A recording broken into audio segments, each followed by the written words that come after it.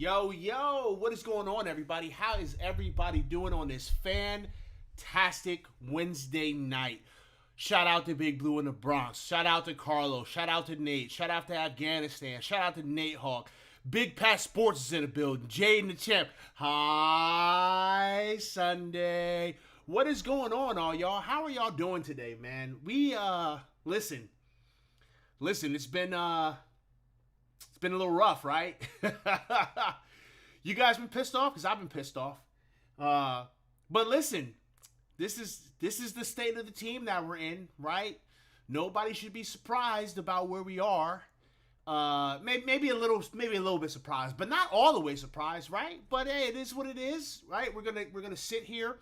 We're gonna have ourselves a little therapy session. So, in order to do that, all right, I had to bring my boy. Okay, I have to bring my boy here. Me and him are going to probably argue for about an hour tonight, okay? It is what it is. But, hey, what's going on, CEO? What's going on with you, man? You sorry son of a bitch. How the hell you doing?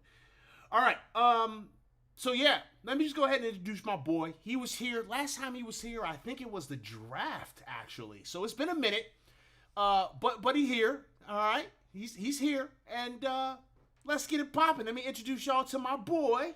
My guy, my mans, Rob Gaming. What's going on, Rob? How you doing? What's going on, big baby? Hey, man, what's the deal with you, man? You and I have been arguing for a couple of days now, behind the scenes, man, and I figure, you know, it's good content. I've stopped you halfway through all of our conversation, right? I have lied to you and said, yo, I'll call you right back. And then I fucking didn't, okay? You sure as hell did. I got the wrong thing on. Okay, let's get rid of I had a talking head there.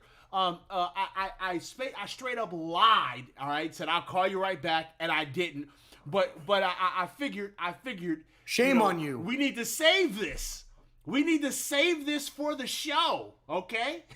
So that's what we're doing. We're saving this shit for the show. Where's Otis the GOAT? Otis the GOAT is somewhere in the hall running around like an idiot. I don't know. But anyway, all right. So, before we get into the content, right, the actual content, I would like to make a very, very quick announcement, okay? I basically got some good news and I got some bad news, all right, guys? Here's the bad news. The bad news is that PTA Sports Live episode 40 will be the last time that I do a live podcast on YouTube, okay? At least for a little bit.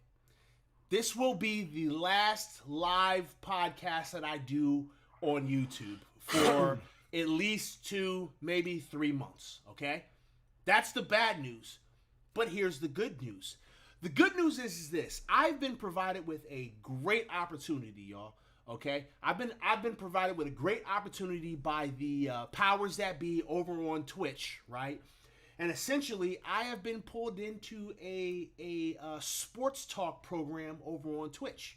So instead of doing one live Giant show per week, I will be doing a live Giant show 5 days a week.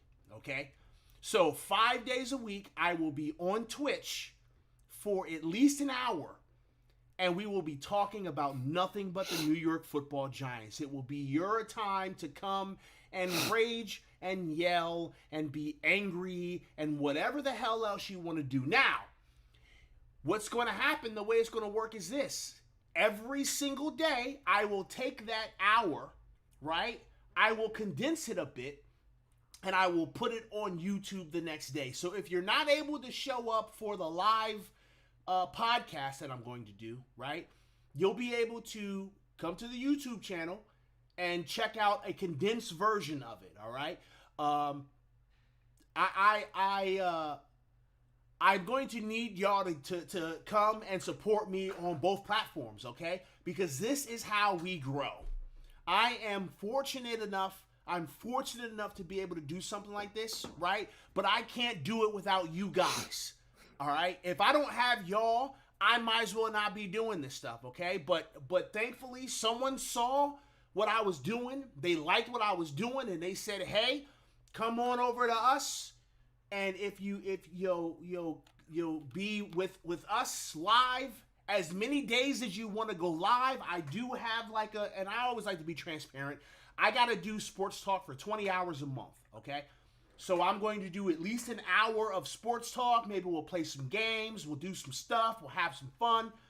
But I can't do this stuff without y'all. So thank y'all. Thank y'all for that first and foremost, because I wouldn't be able to do any of this stuff without y'all. So yeah, it's bad news because it won't be here, right? But it's good news because you're actually going to get more of it.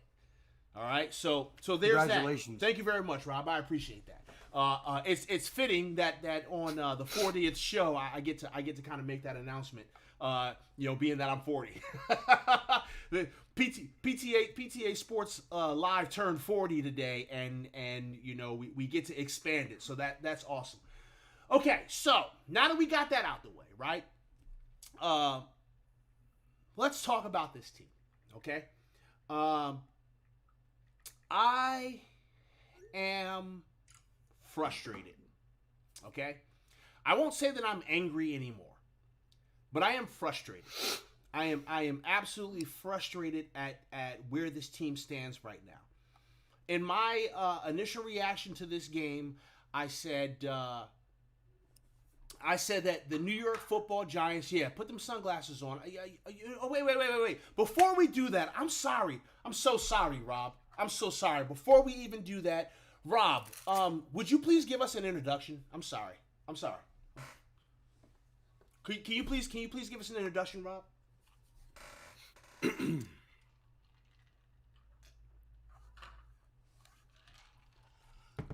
Finally,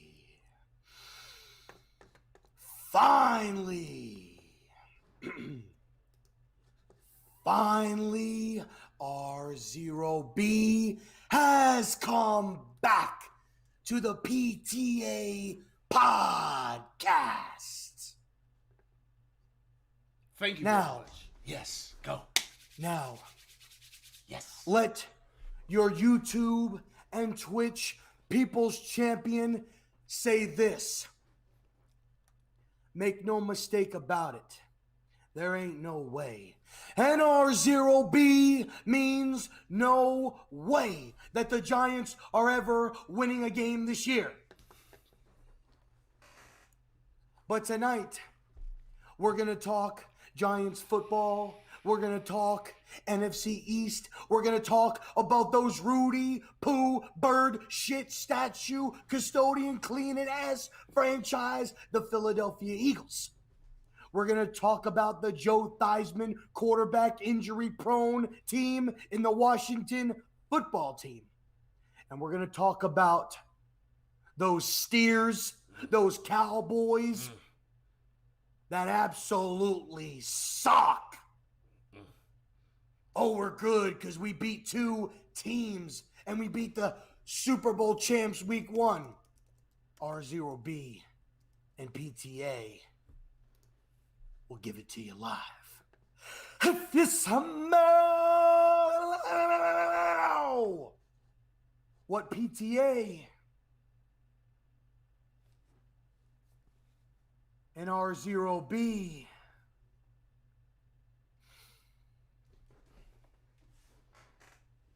is cooking.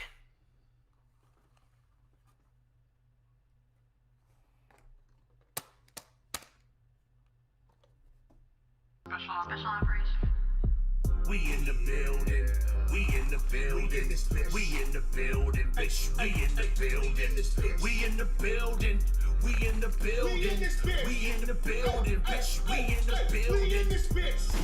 Hell yeah! Can you not be any more pumped and turned up than that? Can you not be any more excited? Can you not be any more amped? We don't get hype, we stay hype, bitches! We in this bitch. Okay, so now with all that being said, I'm absolutely frustrated at this damn team, y'all. Okay? Let's talk about the Giants. So here is the reason why I'm frustrated with this team. In my initial reaction, I said that this was the worst team in the NFL. Okay? Now, some people have kind of come at me for making that statement, right? But the reason why I say that is this. Sunday crazy. The reason why I say that is this. Is there is a difference from being a bad team and having a bad roster, okay? The New York Football Giants do not have a bad roster, a quote-unquote bad roster, okay? Are we missing some pieces? Sure. Sure we are, okay? We could use some edge rushers. We need a middle linebacker now that Blake Martinez is out for the year. We need some continuity on the offensive line, okay? I understand that, okay?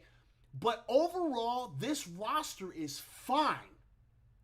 But when you are losing games because of execution, when you are losing games because of procedure, when you are losing games because of discipline and attention to detail, that makes you a terrible team. So in my opinion, the New York Football Giants are one of the worst teams in the NFL, okay? We should not be 0-3 right now. We should not.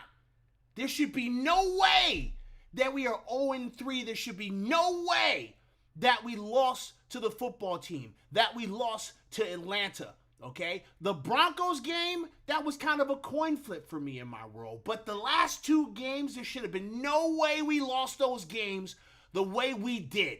That is unacceptable, especially from a coaching staff that preaches attention to detail, that preaches the fundamentals, that preaches the small things. That blows my mind. What do you got, Rob? I see your face. Go ahead.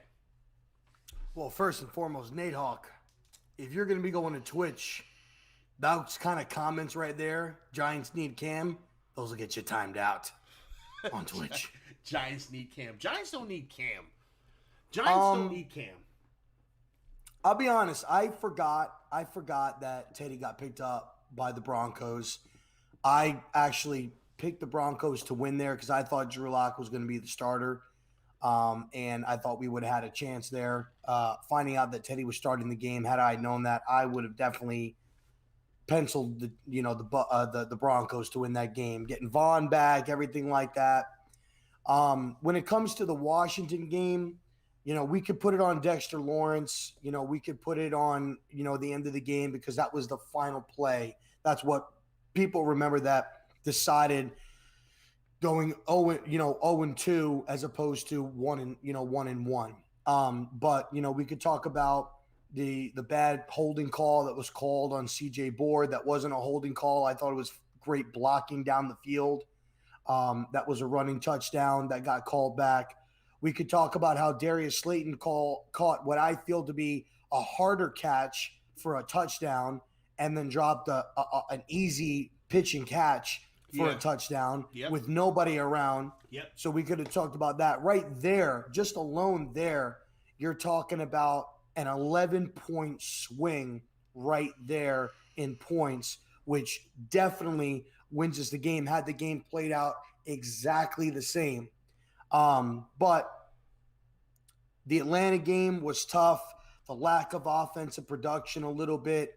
It to the eye, it's almost like you want to say, oh, man, we're moving the ball a little bit.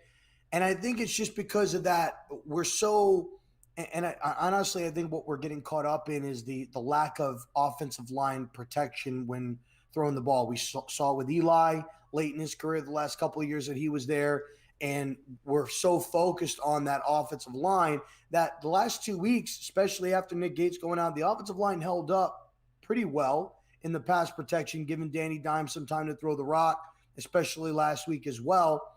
And I think that's what we're looking at Daniel Jones mostly. And when he's given the time, is he going to screw it up or is he going to produce? And he hasn't made the mistakes. I think he's fumbled the ball twice this year off of sacks, and he hasn't thrown a pick. He hasn't made bad throws. So I see him, if he's not trying to force something, he'll take the check down or he'll throw it away or he'll run. I saw a play against Atlanta where he was rolling out and he was looking to throw, and he just tucked it and he ran. He didn't want to force anything. I liked what I saw with that. However, I cannot, and this is where me and PTA will start to argue. I cannot disagree with the fact that I feel as well that that game last week is on the defense at the end of the game. A minute 50 to go. Yes, the offense didn't put up points, but a minute 50 to go, and they ran basically two plays that got them in the field goal range to Cordell Patterson and the guy I wanted us to draft that unfortunately we didn't draft in Kyle Pitts. That was a real kick up the freaking dick. Excuse my language, if I'm allowed to curse. Oh, you're allowed to say whatever the fuck you want here. Fuck yeah. So, that really hurt. And then obviously the week prior to that, the defense blew the game as well, letting the Washington football team drive down the field and get in the field goal range. And the drive before that, let them drive down the field and get it and bring them into within a field goal to win the game by getting the touchdown. So I think there's a lack of production on the offense, no question about it. I don't know what the issue is. I don't know where the disconnect is. I don't know if it's to where Joe doesn't fully trust Garrett, if Garrett is just mentally challenged and is horribly making bad calls, which I'm sure that's probably what it is. But at the same point, it's all factored into this discipline that we're hearing. 11 penalties last week. I think we had 8 penalties the week before that. And the penalties are coming in costful situations. Now, the hit with Xavier McKinney, I don't agree with. I thought that was a good hit. The pass interference by Logan Ryan. I mean, Kyle Pitts is 6'6". He's 5'11". I didn't really see pass interference there in my mind. But I think it's offense. But I think the last couple of weeks, James Bradbury's been undressed.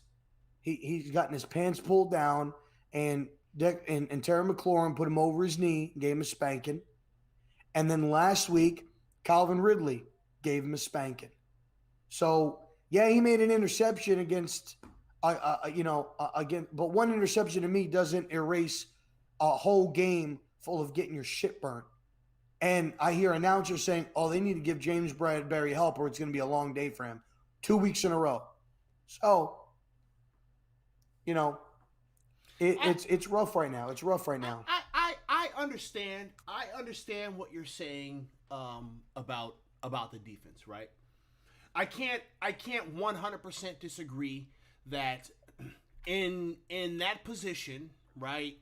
Game on the line, the defense has got to make a stop there. Okay, I'm not 100%. I'm not disagreeing with that. Okay, but I can't put this game on our defense when our offense had 3 trips to the red zone and only put up 14 points. And it's not, and we're not talking about 3 trips to the red zone where they started in the 25. I'm talking about 3 trips to the red zone when they're within 5 yards of the end zone.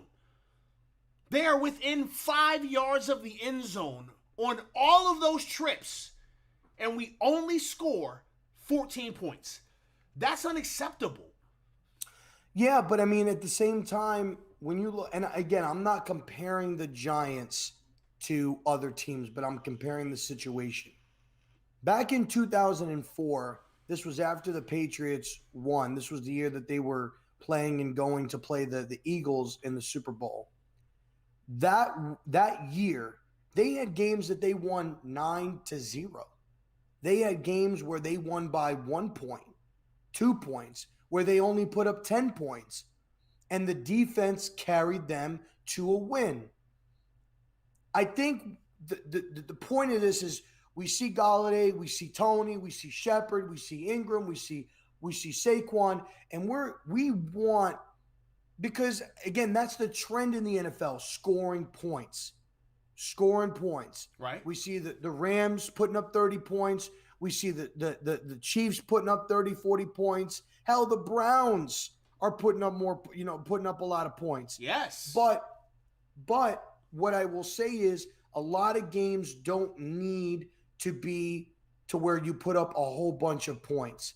Now, I get it. When you look at Atlanta, 48 points to Tampa, 32 points to Philly. I get, 100%. Now, I look at now let's look at this. I look at Tampa Bay's offense. One, they have the best quarterback to ever do it in Tom Brady. Okay, the best quarterback to do it. You've got AB, Godwin, Mike Evans, Gronk, OJ, and they do have a much better offensive line. And they've got Bruce Arians, probably one of the best offensive minds in football, calling plays. So, yeah, they are going to put up a lot of points. With Philadelphia, I think Philadelphia was a fluke week one, putting up 32 points. I think it was week one. Everybody either outperforms or underperforms week one. Because look at what Philly did the next week. I don't even think they barely put up 20 points. I don't even think they did. And then look at what they put up 21 points just on Monday night. They haven't even broken 25 points in 2 weeks.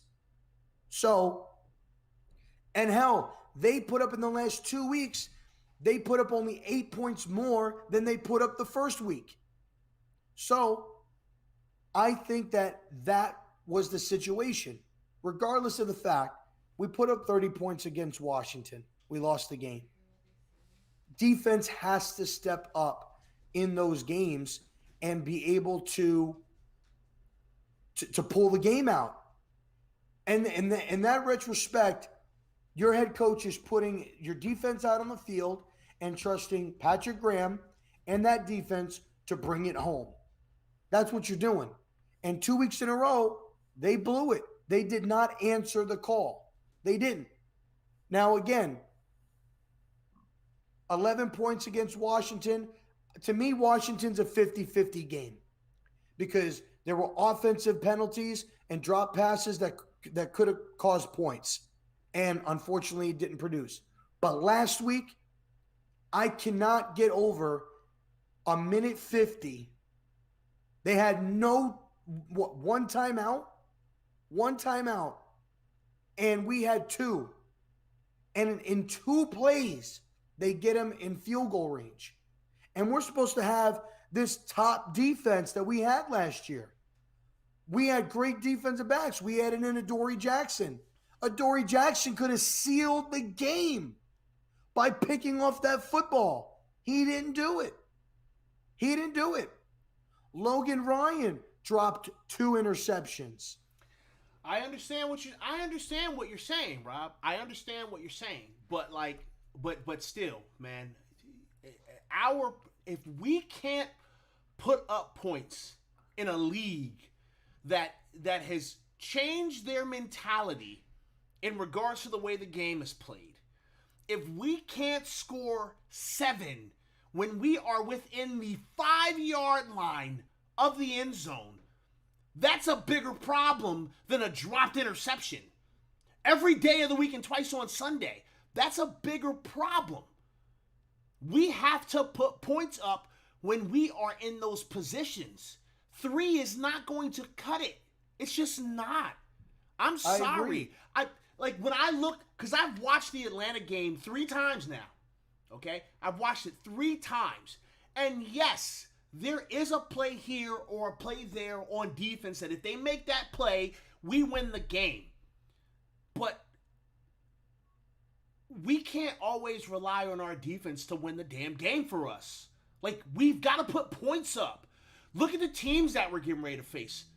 Look at the teams that we're getting ready to face within the next 6 games. They're all teams that can put points on the board. So you're gonna expect the defense to stop the Chiefs? Really? You're gonna expect the defense to stop the Cowboys? Seriously? It's not gonna happen. In order for us to win these games, we have to put points on the board. But at the same point in time, when you go into these games against Kansas City, games against Tampa Bay, games against There's another team in there. You know, I'm not going to say New Orleans because it is what it is. Whatever. New Orleans can put points on the board. They can. They They didn't can. put up point. They lost week 2, and the only reason why they put up 5 touchdowns against Green Bay, which that was just an awful showing by Green Bay. Then week 2, Jameis Winston was a shell of himself. Week and then 3, last they week look beat fine. up. Yeah, but against they beat the Patriots, but the Patriots aren't anything to really to boast about. Neither are the Giants. Like, we're not going to sit here and talk about this team as if we're not like these other teams getting sandblasted in the league. But the point is, with these games coming up, and they're both Monday Night Football games, prime time fucking games, coming up, like playing Tampa Bay and playing Kansas City. Your defense, our defense, has to. Okay, when you look at these teams, there ain't no way that we're gonna go blow for blow with these teams. There ain't no way. That's how we're going to win. Their defenses are better than what our offense can produce. Okay, wait. Now, our defense... I'm glad you said that. Their defenses are better than what our offenses can produce. Are their defenses better than Atlanta? Are their defenses better than Atlanta's defense? I mean, they got... See, that's kind of hard to say because they have better play. Like, do I think the Chiefs have a good defense? No, because they're getting destroyed right now. Like, their defense is getting shredded. Their defense can't stop a pass. They can't stop the run. They're getting shredded and stuff like that. Now, Tampa Bay, we're gonna have to go up against Winfield. Now Sherman, who just got signed. Yep. Sherman's gonna be there. Yep. Ndamukong Suh. Vita Vea, so the Tampa Bay Buccaneers absolutely have probably the better defense, the best defense. I think Tampa Bay is probably going to have the best defense that we're going to probably go up against in these stretch of games. Okay, so then here's my point. This is why I asked this question. If we can't put more than 14 points up against the worst defense in the NFL in regards to yards and points, how the hell are we going to beat any of these other teams? The thing is with these other teams is going into those games, especially games like I said against Kansas City and Tampa Bay, the defense is going to have to step up big and try to contain those offenses and give the offense an opportunity, keeping the game low, not letting it get out of reach, and keeping the game within to where the Giants can, if the game is going to get out of reach, then at this point it's going to get even worse because now Danny is going to probably try to force things that he probably wouldn't force, causing turnovers, and then the next day it's going to be like, oh, see, there he goes, Daniel Jones throwing interceptions, turning the ball over, this and that. The defense is going to have to step up and keep the game close. And the way that our defense has been playing the last 3 weeks, I don't know. Now, granted, can we turn it around? Who knows? Could we go on a 14-game winning streak? Who knows? Could we win the next 6 games? Who knows? I distinctly remember, and I'm not saying it's going to happen, What's but up, I distinctly Jason? I see remember you. in previous years, the Giants would struggle against teams that they could beat, that they should beat, and almost dominate teams that they should get blown out by and stay in games. Patriots in 07, Packers in 11. Nobody even thought we should be. Those were 3-point games. Hey, Nobody thought that it was going to be 3-point games. Shout out to the Beard of Authentic and the Beard for popping in. What is going on? If you guys have not went over and subscribed to Authentic and the Beard on YouTube, I don't know what the hell your problem is, okay? They are putting out some absolutely fantastic content over there. Shout out to Authentic. Shout out to the Beard, okay? Those guys are absolutely awesome. Give a little gunshots. Those are my guys. What's going on, fellas? How y'all doing, man? Okay, listen. I just want to put some things in perspective, okay? I want to put some things in perspective. and I'm specifically speaking about the Falcons game, okay? Because that's kind of what we're talking about right now, right? I know that you're kind of taking us on a little tour through history and some of the teams that started bad and turned it around. No one gives a shit. But do you know how many points the Falcons put on the Buccaneers? Because you said that the Buccaneers defense is probably the best defense in the league. You know how many points the Buccaneers allowed to the Falcons? I think it was like 20 or 24. 25. The Falcons put 25 points on the Buccaneers, who you think has probably got one of the best defense in the league. We only allowed 17. Well, I'm saying I think it's going to be one of the better defense that we will play in the coming weeks. Right. We only allowed 17 points to be scored against us by the Falcons. Okay? So again, I don't feel like should the defense had stopped them on that last drive for the game winning field goal? Absolutely. Okay? Listen, I pride myself on being a defensive guy, okay? And it's my job as a defensive guy to stop the other team from scoring, especially in pivotal positions. Please do not mistake me going hard on the offense as giving a defensive pass. I'm not giving them that much of a pass. But again, if we were able to hold them to 17 points, we should be able to win that game. We should be able to win that game, no problem. 17 points. Yeah, but at the same time, you could be looking at it, or the Falcons could be looking at it from the same perspective. Oh, we allowed 48 points, but we held the Giants to 14. It's really a give and take perspective, to be truthfully honest with you. Like, we take that, they allowed, the Bucs allowed 25 points, but we only allowed them to have 17 points. Jason trying to call in. He probably wants to yell at you, Rob. Who? Jason, that's my boy Jason. He probably wants to come to North Carolina and hit you with the rock bottom right now. I mean, hey, I probably deserve it. I probably get excited over it. You do. I probably get excited. I'm just saying, I agree. Look, at the end of the day, I agree that the offense needs to show more. I don't think it's going to with Jason Garrett calling plays, with Jason Garrett being there. And I think it's going to be a long year. And I just, I was optimistic. I don't like the fact that our first round pick is barely being used. Yeah. I don't like that. Yeah. Obviously, we lose that. Now it's probably looking good that we drafted him, right? You got Slayton going down, Shepard going down. Now I was impressed with that game with Colin Johnson, who we got from Jacksonville. Guy made some plays. Guy made some catches. Had no clue who he was. He's got a big frame. He's made some good catches. Got some strong hands. But we'll see. I think this is a great opportunity to get Tony on the field and utilize his. That's why you drafted him, so that if shit went down, your offense ain't gonna miss a beat. I don't even think our offense has even started a rhythm so far. So screw him, not missing a beat. But that's a nice 1-2 punch.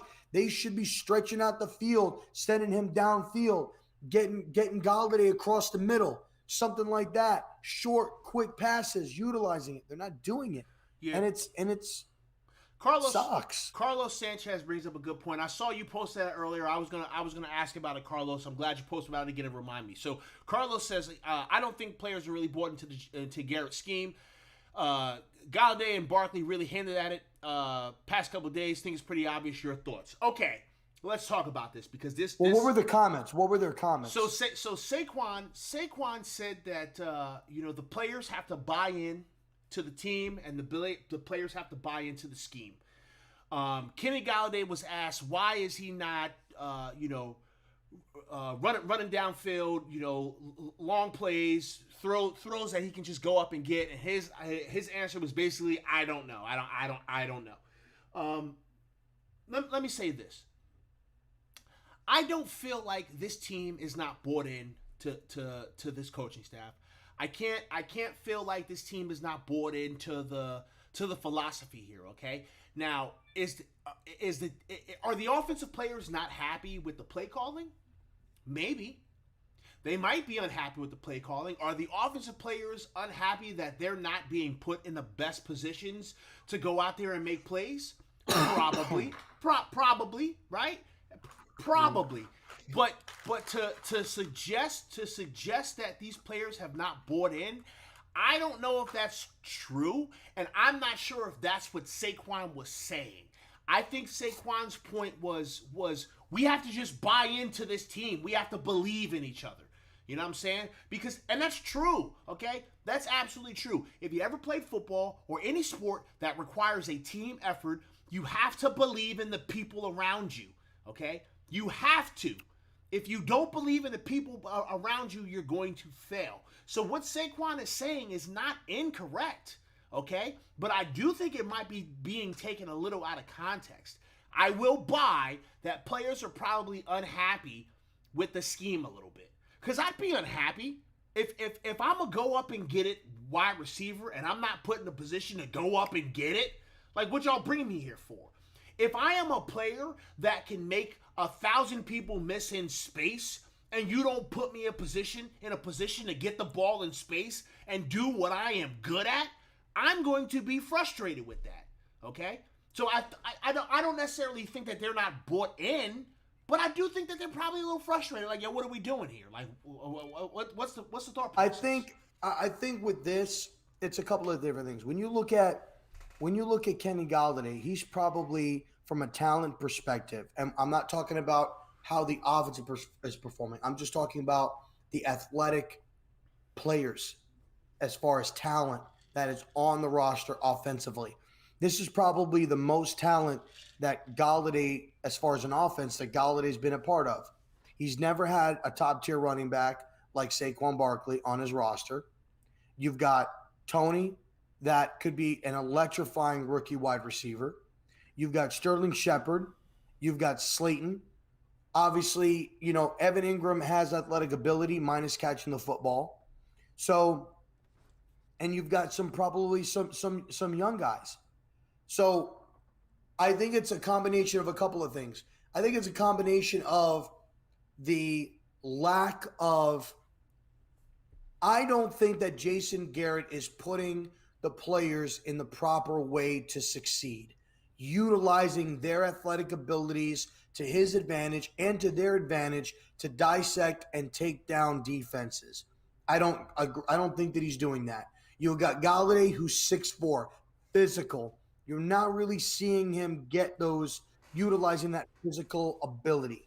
You've got Kadarius Toney, who's arguably probably the fastest guy on the football team, and you're not utilizing his athletic. We don't even see him on fucking kick return. Okay? So, I'm sorry. I noticed the guy was doing kick return, punt return. Put him on why do you have Jabril Peppers, who just played a full defensive fucking drive, returning fucking punts? Put the Rook out there and let him if you're not going to put him out on offense, put him out on fucking special teams. Yep. And let him make some dude, he could be Devin Hester for all we fucking know and run back 15 fucking touchdowns. We don't fucking know. That can change the fucking game. Yeah. Let him contribute in some fucking way. Yeah. If he could come out there and return a punt and a kick, that's 14 fucking points. I don't care how you get the points on the board. Just fucking put the points up. I don't give a shit where they come from. Listen, I don't disagree. I don't disagree at all. Listen. Again, my frustration is with the coaching staff. My frustrations are with the decisions that are made. My frustrations are not necessarily with the players, except for Evan Ingram. Fuck him, okay? But like, my frustration is not even really with the players. Jason is in the chat. He is getting ready to have a fucking culinary. He is so upset. And I understand, Jason. I know you're upset. We're all upset, Jason, okay? I don't want you to come in here and think that we're making fucking excuses for this team. We are not, okay? We are not. I took away the 24-hour anger period, Jason. I told y'all were allowed to be angry for as long as you want, okay? We're all fucking angry. We're all angry. No one's making no fucking excuses for this team, Jason. We all hate Jason Garrett. I agree with Jason. And even the entertainer, brought this up and mentioned this, that Garrett was not a Joe Judge decision. That was a Mara decision. At least that's what he feels. And I have to agree with that. I think Joe Judge has a lot of football knowledge.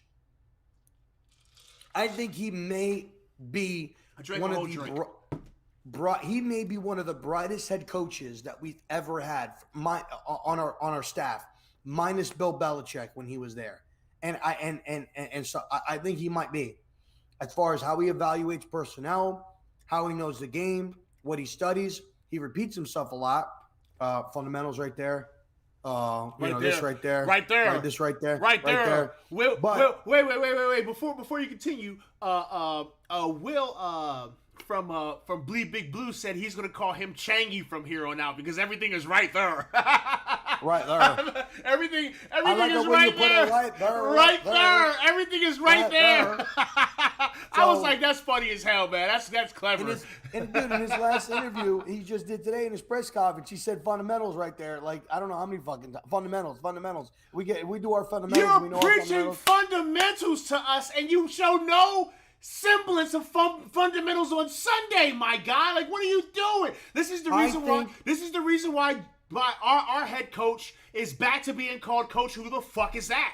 Okay? Because everything that you're saying is bullshit to me. Like, everything you're saying right now, like, Joe Judge has lost me. I had said for an entire year, protect Joe Judge. But now it's protect us from Joe Judge. Okay? Coach Who the fuck is that is pissing me off with his bullshit.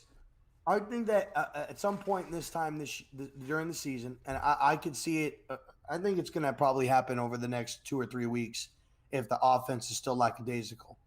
I think at some point you have to let Joe Judge make the decision. Everybody wants Joe Judge to fire Garrett. I don't think that I think Garrett is being protected by Mara, by upper management. I really do. And I don't think that he is able to make that decision because I don't feel that. I feel that Garrett is protected strictly for the simple fact that he was a head coach for 10 years. He was with the Giants, and they brought him in to mentor. At some point, you're going to have to make the change, and you're going to have to – Joe Judge is going to have to go up to Mara and say, look, I want to fix this. You got to let me have balls to fix it. Let me make my decisions and let me make my fucking changes. And he's going to have to say that. And I think probably, and I'm going to call it right here, in the next few weeks, the Giants will fire 2 people. They will fire 2 people. What are we? We're going into week 4? Yeah. I'm going to say before the trade deadline. So I'm going to say probably like week 7. Maybe week 8, because I think the trade deadline got extended to like week 10, I think. I'm not 100% on that. By week 7, maybe week 8, Garrett and Dave Gettleman will both be fired. Ooh, boy. They will both be fired. Okay. I think Kevin Abrams, from what I've heard from, people that I've watched, will step in, and it will probably be Freddie Kitchens that takes over the play calling and everything like that for them because of his familiarity with Daniel, because you're not going to bring somebody in off the street mid-season and try to make a change. And I hope and this is an off thing, but from a guy that I brought him, I think I brought him up to you. If not, I'm bringing him up now. Listening to Keyshawn Johnson, and a guy that he thinks would be a great fit. I saw that. Is Todd Haley. Todd Haley, yeah, I saw that. And I agree with his points. You've got look at what he did with Kansas City. He made Matt Castle a Pro Bowl quarterback. Look at what he did in Arizona with with Kurt Warner, and then Big Ben had probably some of his best years under Todd Haley. And when you look at what Todd Haley was able to do with AB, he compared AB to Kadarius Toney as far as skill set, speed, quickness, being able to kind of stretch the field the way that he did. You got Le'Veon Bell and Saquon Barkley, how he was able to use Bell, his patience running the football, getting him out, putting him in space, getting him to use that speed, that athletic ability that he has. And what he was able to do, he can use Kenny Galladay, like other players that he had, like Martavius Bryant, that was shining over there in Pittsburgh and stuff like that. So, he said that Todd Haley thinks that Todd Haley would be a good fit, and maybe that's the case. Who knows? We don't know. But I'm going to say by week 7 or 8, Gettleman and Garrett are gone. Okay, so Tim with Online Big Blue. Shout out to Online Big Blue. Relatively good content. Although I hate the fake radio voice. It's 2021. All right, just use your regular voice. But whatever. But he brought up a very good point in video that he just put out. And he said firing Jason Garrett and bringing in Freddie Kitchens doesn't really change much, right? Because they're going to be using the same plays. They're going to be using a lot of the same playbooks. Now, Freddie Kitchen does understand the terminology, so he may change some things, but how much actually changes if Freddie Kitchen becomes the offensive coordinator? Like, how much actually changes? I don't know. And so that's something that we need to think about. Now Todd Haley, because I saw that too, and I was like, that wouldn't be bad, but do we want to do that in season? Do we want to bring Todd Haley in the middle of the season? Because he's got to come in. He's got to incorporate new terminology. He has to incorporate new concepts. He has to incorporate new plays. How is that going to affect Daniel Jones? And so, like, we're in a really bad situation, right? Because what we don't want to do with Daniel Jones is stick him with another new offensive coordinator when it finally looks like Daniel Jones is at least understanding what he's being asked to do right now, right? Mm-hmm. Because listen, y'all all know, everybody that watches my shit knows that I'm not on the Daniel Jones train. I'm still not on the Daniel Jones train, okay? I'm not, because I don't know if he's the guy. But we don't want to hamper his ability to continue to grow.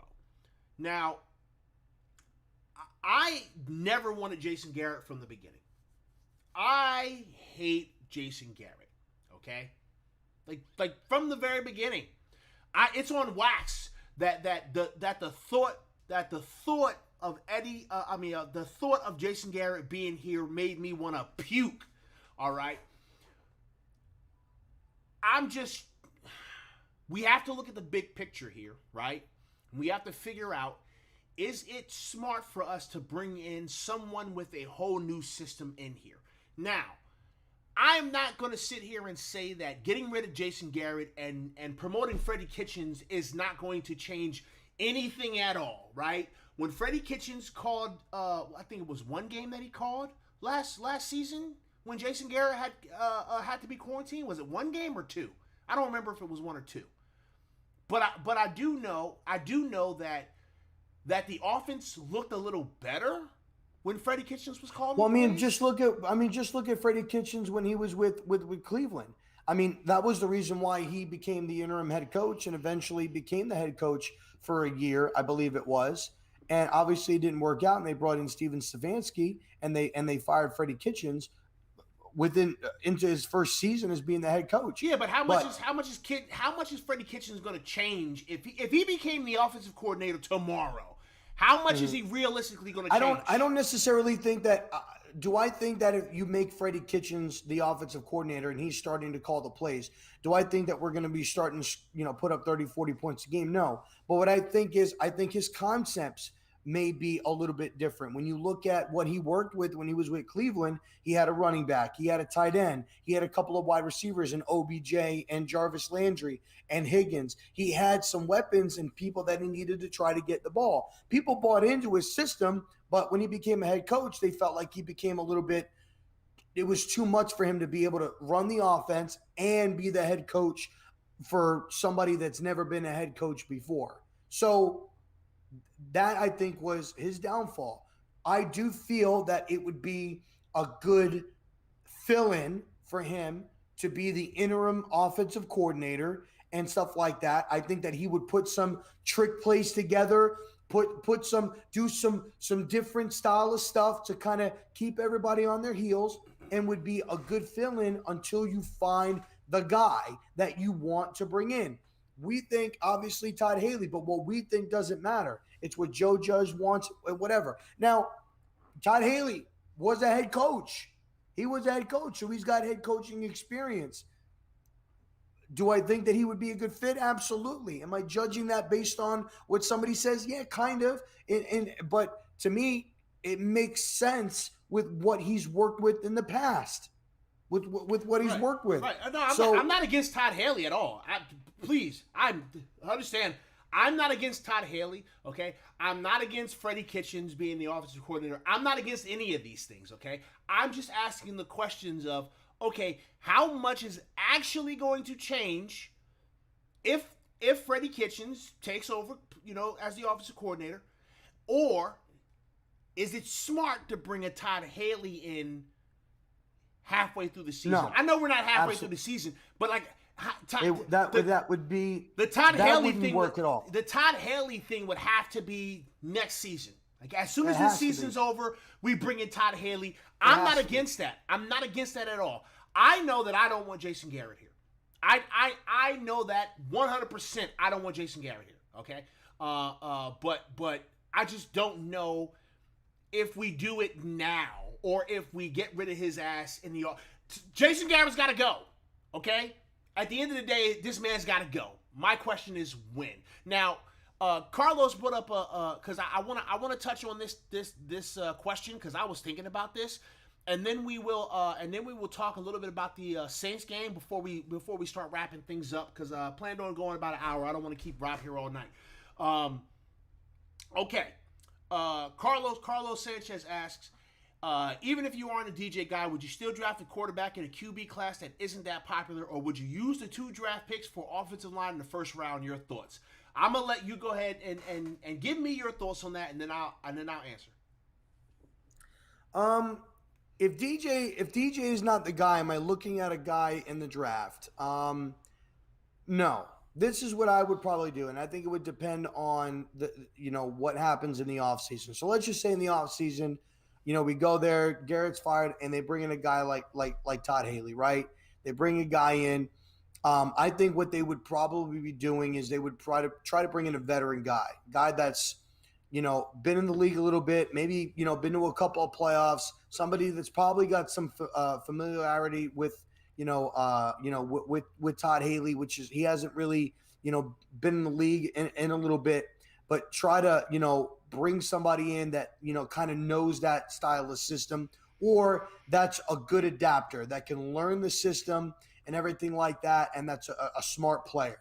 And then at that point, with the first 2 round draft picks, what you have to do is you've got your left tackle in Andrew Thomas. Okay. And he's going to be the cornerstone. He's really been playing well this year. Great. He's been playing very well. He's been playing very well. So you've got that. What I think with those 2 picks is you have to adjust. Me personally, I'm going to use one and then I'm going to probably trade one. I would use one and then take the other one, and I would trade back and I would collect more draft capital. And maybe if I could, maybe get a player out of that draft capital too, if it's possible. If not, I will pick the best player available with whatever pick is the best, whether it's the Bears or whether it's ours. The other one I'm going to trade back, and I'm going to collect more capital from it. And with that first pick, you've got your wide receivers. With that first pick, me personally, my thoughts would be interior lineman. You got your left tackle. You've got to get a guard. You've got to get a cornerstone guard that's going to be there. Or I would probably say it would either be that or it would be, I hate to say corner, but I would almost kind of say like a defensive lineman. Somebody in the middle, a nose tackle, somebody that is a difference maker, somebody that can penetrate the line and be a run stopper, and be a force in the middle of that defense. So either left interior lineman, or I would say nose tackle, defensive tackle. That's who I would go with. Okay. All right. So you and I are and Rob dips. Rob dips because his Grubhub is at the door. I figured that's probably what that was, man. His Grubhub is there. Hey man, let me get some of that food, Rob. Hey Rob. Give me some of that food, man. Starving over here. I knew it was Grubhub. You hungry son of a bitch. Okay. Rob and I are kind of in alignment here, okay? So we end the season, right? Dave Gettleman gets fired. Pest The Analyst gets hired as the GM, okay? I am not drafting a quarterback in this upcoming draft, okay? First and foremost, there's nobody that looks great. All right, and I'm not a college guy, so I really don't know. But based on the things that I'm hearing and some of the stuff that I see, because I watch some college football on Saturdays, I am not picking up a quarterback. Okay, I'm going to do the same thing that Rob's doing, right? Bring in a guy that is good veteran presence in the league, understands concepts. And Daniel Jones is going to remain my starter, okay? I've got Daniel, and even if it's Mike Glennon and he just stays here, then fine. Mike Glennon can stay here if that's the case, okay? But quarterback is not even what I'm thinking about. I'll be honest, I would even be fine with Jimmy Garoppolo. I don't know if we're going to pay that much money for Jimmy G, but I'm going to rock with Daniel Jones because I've got Daniel Jones on one more year of his rookie deal. Okay, I've got him on at least one more year of his rookie deal. So I'm going to stick with Daniel Jones, right? Whichever pick is the highest, I'm going to use that pick. I'm going to pick the best player available. It's going to either be a lineman, like you said. For me though, I got to get an edge rusher. Okay, I got to get a difference-making edge rusher. I am assuming that one of these picks is a top 5. But we may have that already, and Algelaro, we may have that. I need another one. Okay, I need if Carter ain't bad. Yeah, I need another one. I need to have a rotation. But here's the thing: if you have a guy on the line that can demand a severe double team. Like that's what Dalvin, and I really think, and I don't mean to cut you off, but I really think that is why we're not seeing a dominant Leonard Williams right now. I need to have guys, because listen, I still believe in Big Cat. I know everybody it wants to launch him into the sun right now. I still believe in Big Cat. So if I've got Big Cat, I got Aziz on one side. I got another guy on the other side that's a dominator, right? Now my offensive line is a problem because you can't double team everybody, okay? So I want a difference maker on both sides of my edges, okay? I want you to be absolutely terrified to pass the ball. I want that quarterback to be absolutely terrified to drop back because it can come from anywhere, okay? So that's what I'm personally doing. I'm going to either get the best lineman I possibly can or the best edge rusher I possibly can. That or nothing else. I'm going to take the second pick. I'm going to trade that second pick and try to get future draft capital. Not draft capital for this draft, but draft capital for the next draft, okay? I want to get another first in the next draft. So it may sound crazy. I may sound like a crazy person, but I'm willing to, if I can get a team that, if it's a high enough pick though, you might be able to get both. Listen, you might be able to get some draft capital For the current draft, like a late pick, and then a first rounder and a mid rounder for next year. I might be able to, but all I really care about is getting that first round pick in the 2023 draft. Okay, that's what I care about the most. I need a first round. I need 2 first rounders going into 2023 because if there's a good ass quarterback, I need him, and I'm willing to trade everything to get him. Okay, so I am going to push draft capital. I'm going to push draft capital to, push it to the future, okay? Because I know that kind of the way we feel right now, or the way we felt after the draft, it was like, well, you know what? If Daniel Jones isn't the guy, we got 2 first rounders, we can trade up if there's a good quarterback. Well, I need to push that feeling to the future, okay? Because I know that my most important thing is to get the best quarterback I possibly can. If Daniel Jones in year 4 is showing me that he can make shit happen, then we rock with Daniel Jones. But if he's not the guy, we got draft capital to get a quarterback later. So I am going to get the best lineman on either side of the ball in regards to either blocking or rushing the passer. I am trading my second pick, right? And my priority in the entire offseason is to get better at edge rusher, is to get better at offensive line, and is to get better at linebacker. Okay? Those are the 3 positions. We got the wide receivers, right? We've got Saquon. We've got to figure out another running back that could spell Saquon that we can have a little 2-back system, because I think having Saquon be the bell cow is not the move, okay? But my priorities in the offseason, and I can't believe we're talking about the offseason in week 4, but it is what it is. My priorities in the offseason is to get better at offensive line, edge rusher, and linebacker. Off-ball linebacker. Those are my priorities. Because everything else I feel we have. Everything else I think is good. But if we fix those other things, then we can be really damn good. That's what I think. So that's just what I would do if I got hired as a GM, which I wouldn't because I'm not smart enough. But that right there would be my goal, man. Offensive line, edge rusher, off-ball linebacker. Those are what we need. I'll find some running backs somewhere to figure out this run by committee, because Saquon's not going to be my main guy. Okay, I'm going to start using Saquon like Alvin Kamara. I'm going to start using Saquon like CMC. Okay, I'm not going to use Saquon like Zeke Elliott. Let me ask you this: when it comes to the front office, we and I think I said it today. Dave Gettleman goes.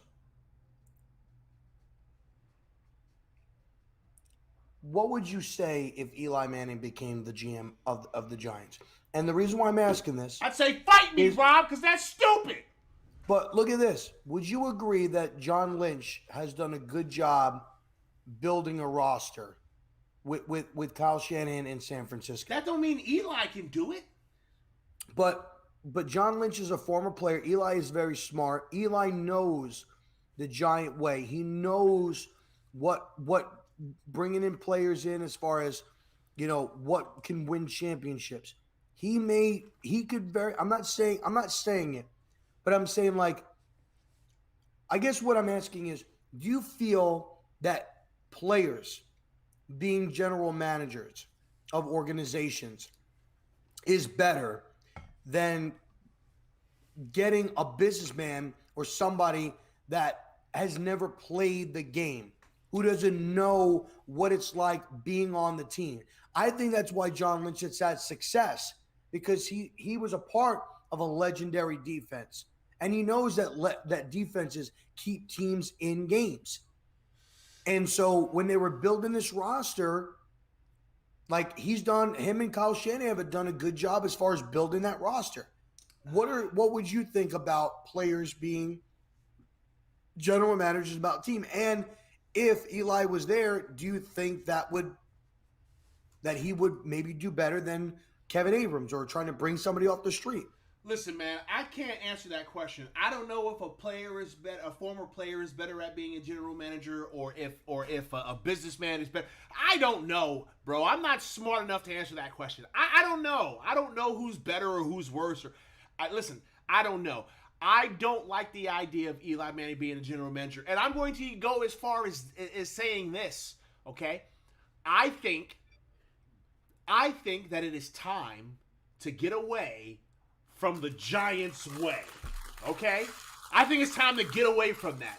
I was just in a Twitter space, and I said, you know, we look at the Giants' way, right? And we go, well, the Giants' way built the Patriots' way, and that's successful.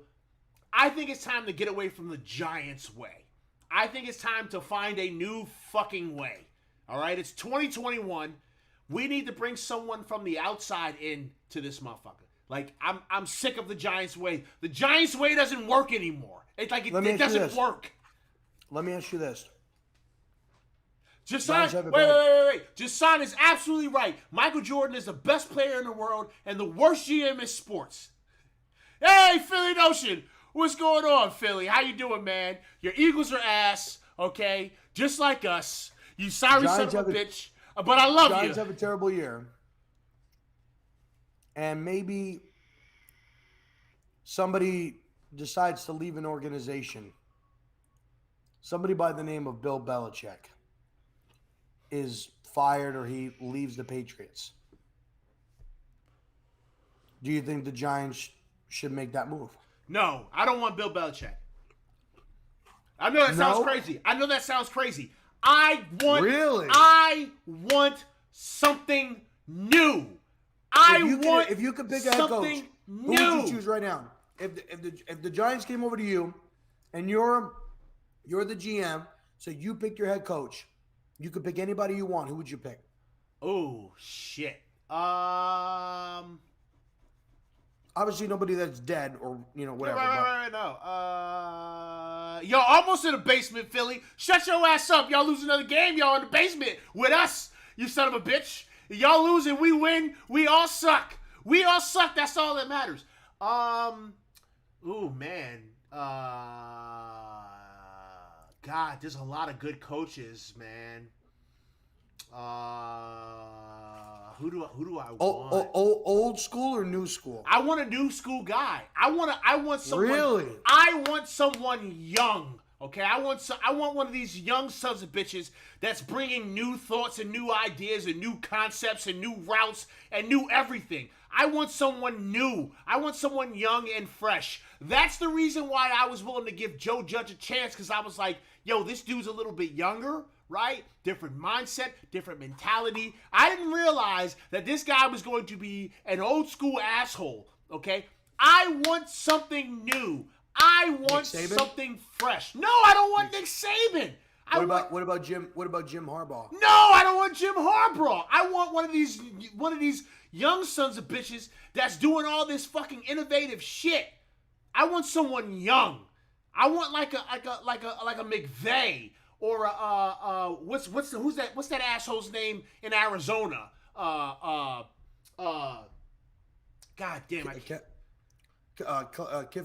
Cliff Kingsbury? Kingsbury. I want one of these young son bitches come in here and go, we doing everything new and flashy. Like, I'm sick of this old way of football. I think Bill Belichick wants to come to the Giants. He's just waiting for the right time. I don't want him. I would take him in a heartbeat. I know we all would take him in a heartbeat, but I want something new. That solves two problems. He could be our head coach and our GM. For how long?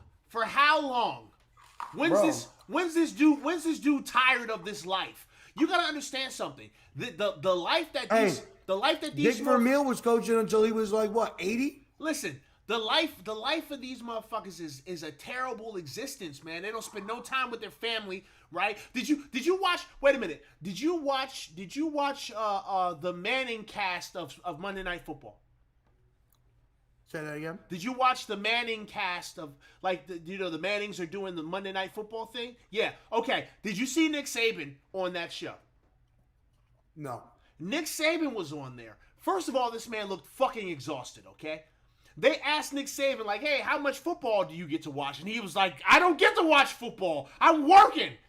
When he had literally took a break from work on Monday night, okay? It's like 9:30 at night. This man's still at work going over film and shit. All right? How long do they want to do this? So They love it. I want a new booty. I want a new booty. I want someone Listen, young. and Bill Belichick was and willing fresh to and stick innovative. around and draft a new quarterback. He could very easily be like, hey, you know what? I'm out and I want to go back home. I want to go back to where it all started. Listen, I want someone young and fresh. We need to get the figgity fuck away from the Giants' way. It doesn't work anymore. It doesn't. Because if it worked, Hassan, I was just saying, as far as from an age perspective, I think Bill Belichick is way better coach than Dick Vermeil. But I'm saying Dick Vermeil coached until he was, 80-something years old. So, I mean, if he could do it, Bill Belichick, I mean, I think that he could do it. Let's talk about the Saints game. Let's talk about the Saints game. Because we're at an hour and 12. It's 10 o'clock. So let's talk about the Saints game, and then we're gonna wrap this show up. Okay. What are your specific keys to victory in this game? What do the New York Football Giants have to do to beat the Saints team? Me personally, I think that the keys to winning the game is going to be not committing penalties in key situations. And they need to be, and I have to agree with Joe Judge, they need to be fundamentally sound. They have to be on the same page because that arena is going to be fucking loud. It is the first game, and he said it too today in his press conference. Like, everybody remember the game after Katrina? He's like, that's what it's going to be like on Sunday. It's going to be loud. It's going to be deafening. It's going to be very, very hard. They need to have their cues on. That offensive line needs to be right. The defense needs to be right. So they can't feed into the crowd noise. They cannot allow themselves to make mental mistakes and commit penalties. And that starts with false starts. Again, offensive line being right, no false starts, no holdings. Do not add on to the advantage that they're already going to have. 2, they need to run the ball down their throat. They need to run the ball down their throat. I'm saying I think that Barkley and Booker need to get at least 20 to 25 carries apiece. Jesus. And just run it down their fucking throat. Play action, read option, run the ball down their fucking throat. You're not going to pass on Lattimore. You're not going to have the time with Jordan on the D line. You're not Demario Davis. You're not going to have the time to sit down there in the pocket with that time. You don't want to test those corners and everything like that. I would get speed involved and utilize the backfield. Run the ball. Have Tony coming out and take end arounds. Have him line up on the inside and do some crazy play action, a lot of motion type stuff to take that defense off their game and don't make the mental mistakes. That's what I would do.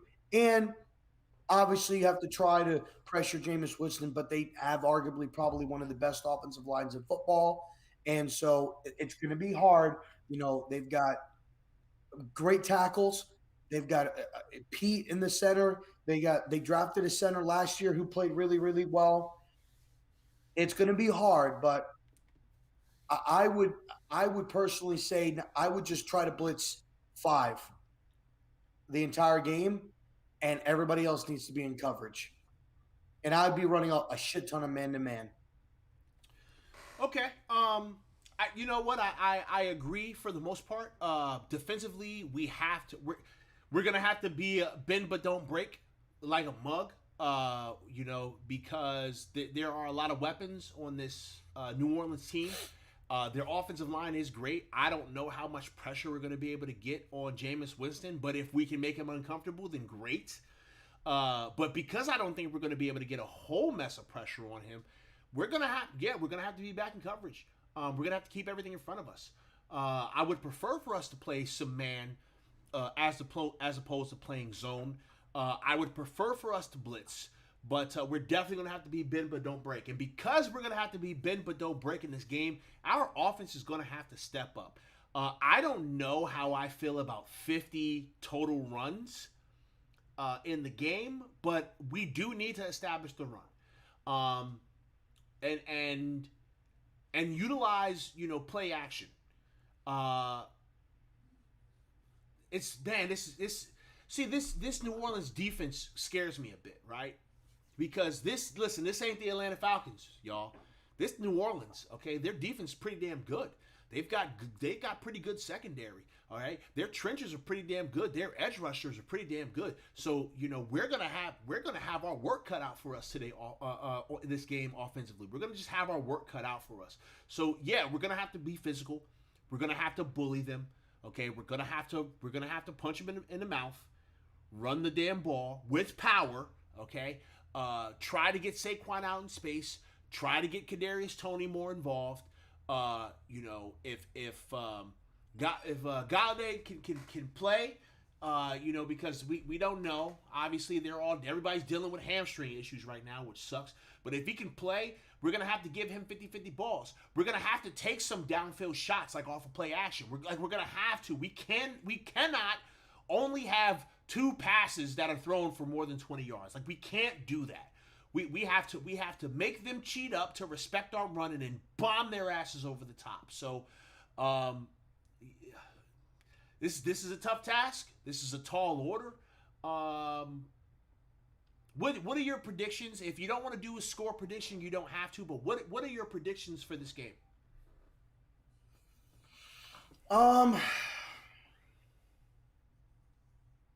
My predictions is that the offense is going to put up 14 points. Our defense is going to score 7. Okay, 21. And I think that we're going to have a special teams play, whether it be a fake that works or a punt return or kick return. And I'd say we would need 2 field goals by Graham Gano, and I think we can win the football game. The biggest thing is like you said, bend don't break. If you could take away Jameis Winston's ability to make the pass, it's not Tampa Bay. So Sean Payton don't want him running around and just running that ball around. He wants him throwing the ball down the field. So if we can force him to do that and try to run the ball and take away his options, and we can score a touchdown on special teams, touchdown on defense, 2 on offense, and get 2 to 3 field goals. That's a lot of points, Rob. We're gonna need all those points too. We're gonna need all the points. I think we can win. I think we can win. But my prediction for the game, score-wise, I'm going to say it's going to be 31-17 Saints. Okay. 31-17 Saints. Okay. All right. And it hurts me to do that. But listen, because I don't do score predictions, but I'm taking Saints by 10. I don't know what the money line is or anything. I don't know what I don't because I don't sport bet. But I'm saying Saints by 10.